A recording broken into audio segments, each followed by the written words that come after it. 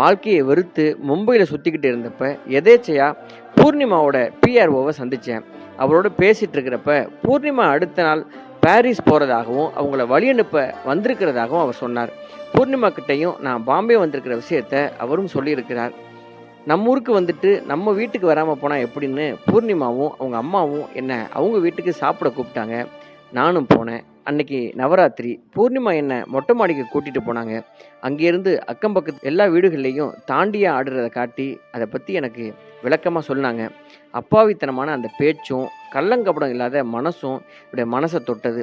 இந்த பொண்ணு நமக்கு பொருத்தமாக இருக்குமோன்னு என் மனசில் தோணுச்சு. பாரிஸுக்கு போனதும் மறக்காமல் எனக்கு ஃபோன் பண்ணுன்னு அவங்கக்கிட்ட சொல்லிவிட்டு அங்கேருந்து நான் சென்னைக்கு புறப்பட்டுட்டேன்.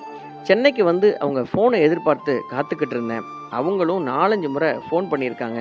அவங்க ஃபோன் பண்ணுறப்பெல்லாம் நான் பிஸியாக இருந்திருக்கேன். என் அசிஸ்டண்ட் ஃபோன் எடுத்திருக்காரு. இந்த விஷயம் எதுவுமே எனக்கு தெரியாது.